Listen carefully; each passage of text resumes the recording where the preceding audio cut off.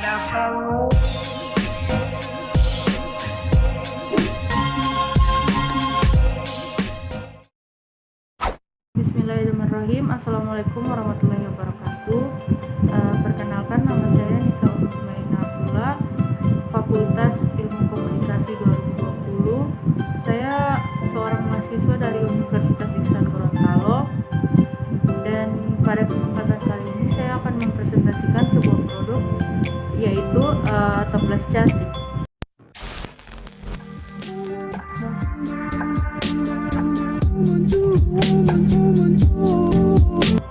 Nah, pada kesempatan kali ini saya akan mempromosikan sebuah toples cantik. Seperti dimana yang kita tahu saat ini pada bulan Ramadan dan menjelang Hari Raya Idul Fitri, semua anggota keluarga, terutama seorang ibu, mencari sebuah toples untuk digunakan saat hari raya tersebut. Jadi pada kesempatan kali ini saya akan mempromosikan sebuah toples untuk dijadikan wadah untuk menaruh kue atau makanan yang disajikan pada saat hari raya.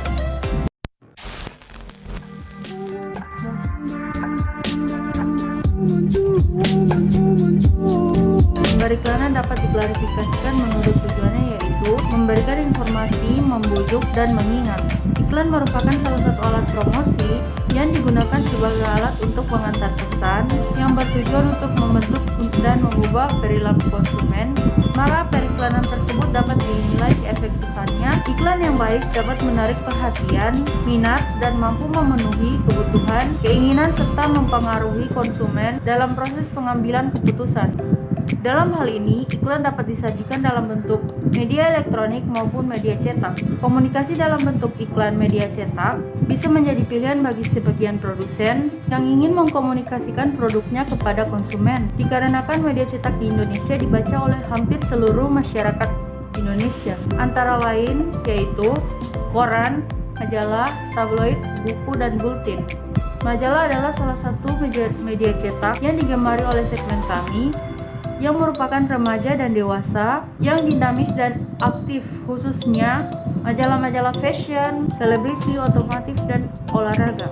Untuk itu kami memanfaatkan media cetak berupa majalah ini sebagai sarana untuk mempromosikan produk kami dari bidang usaha kerajinan tangan W dan Z, yaitu toka atau toples cantik, karena majalah ini mempunyai kemampuan untuk menjangkau segmen pasar tertentu yang terspesialisasi, mempunyai kemampuan mengangkat produk-produk yang diiklankan sejajar dengan resepsi halayak terhadap revisi majalah yang bersangkutan dan memiliki usia edar yang paling panjang dibanding media lainnya, serta mempunyai kualitas visual yang baik karena umumnya majalah dicetak di kertas yang berkualitas tinggi. Nah, selanjutnya tujuan pembuatan iklan. Tujuan pembuatan iklan di sini yang pertama adalah mempromosikan produk kepada konsumen. Yang kedua adalah mendorong calon pelanggan untuk membeli produk tersebut. Yang ketiga adalah menarik perhatian konsumen terhadap media cetak seperti majalah dan lain sebagainya. Yang keempat adalah membuat konsumen selalu ingat akan produk tersebut.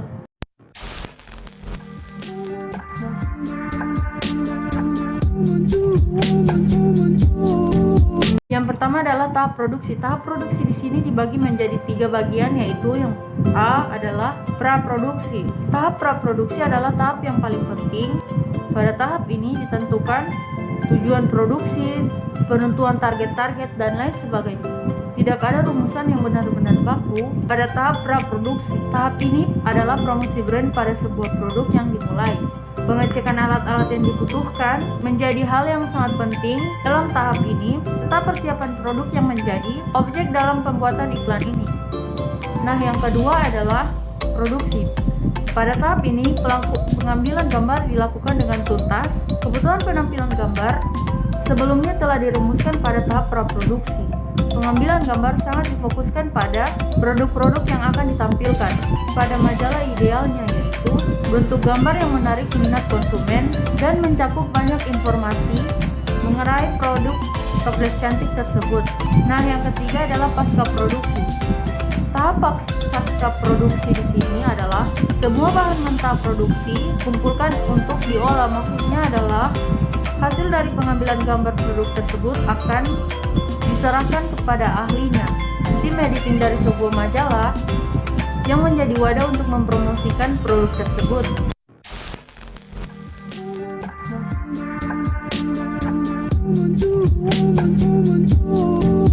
Nah, tahap selanjutnya adalah tahap editing. Nah, tahap editing di sini dibagi menjadi 5 bagian, yaitu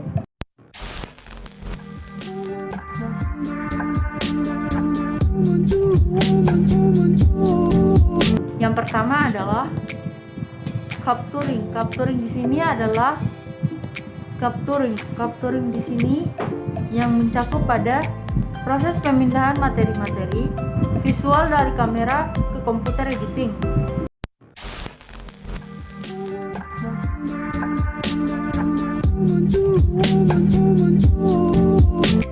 Yang kedua adalah editing. Proses editing di sini menjadi tatanan visual yang memiliki art. Proses editing dibagi menjadi 2, yaitu offline editing adalah proses yang dimana membuang elemen-elemen yang tidak diperlukan hingga terkumpullah materi-materi yang memang dibutuhkan.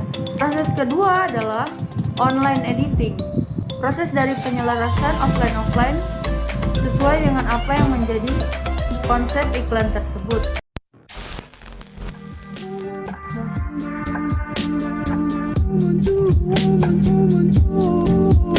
Yang ketiga adalah mixing. Proses penyelarasan dari seluruh materi visual dalam sebuah proses editing.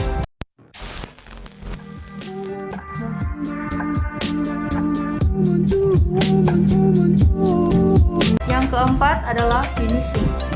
Proses finishing ini adalah proses finalisasi dari semua tahapan-tahapan yang telah dilakukan sebelumnya.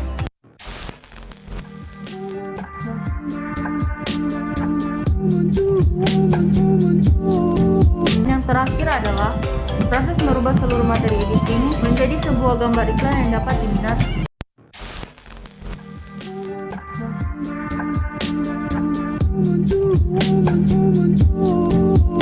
Nah, bagian selanjutnya di sini adalah alat dan bahan pembuatan iklan. Nah, alat dan bahan pembuatan iklan di sini ada beberapa macam, yaitu kamera digital atau HP. Yang kedua adalah komputer yang dilengkapi dengan CorelDRAW dan Adobe Photoshop. Yang ketiga adalah printer. Yang keempat adalah kertas majalah. Yang kelima adalah bahan artikel produk. Dan yang terakhir adalah produk toples cantik ini.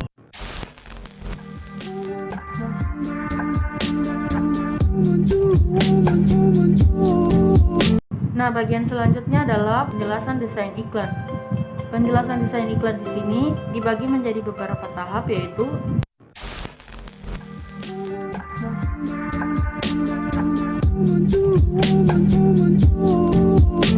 yang pertama adalah saya menggunakan warna yang sesuai supaya konsumen tidak merasa bosan saat melihat produk tersebut.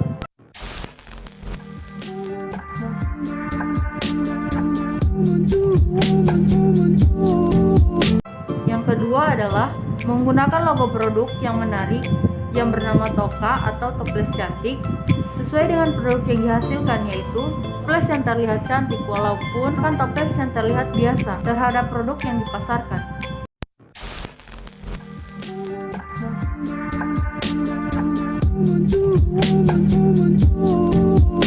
Yang ketiga adalah letakkan contoh produk yang kami buat sehingga konsumen bisa melihat hasil produk tersebut. Ini saya manfaatkan agar konsumen dapat melakukan pembelian sesegera mungkin karena sudah dapat melihat hasil nyata dari produk tersebut.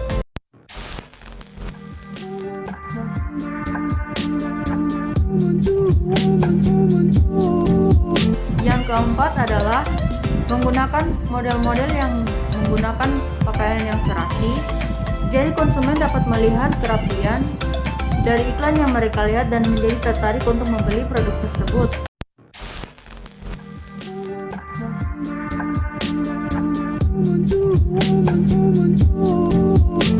terakhir adalah menggunakan kata-kata yang menarik seperti toka toples cantik idaman keluarga. Hal ini membuat konsumen dapat berpikir bahwa produk ini tidak hanya untuk menjadi wadah, untuk makan saja, tetapi dapat menjadi hiasan rumah yang indah dimanapun toples itu diletakkan, sehingga dapat dilakukan pembelian pada produk yang ditawarkan pada iklan tersebut.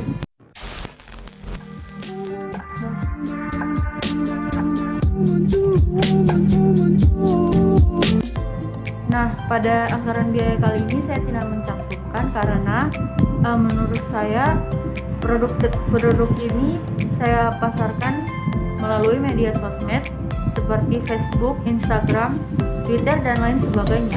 Jadi saya tidak mencantumkan biaya promosi di sini.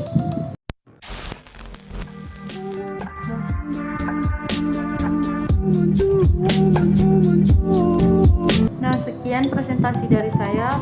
Lebih dan kurangnya saya mohon maaf. Wassalamualaikum warahmatullahi wabarakatuh.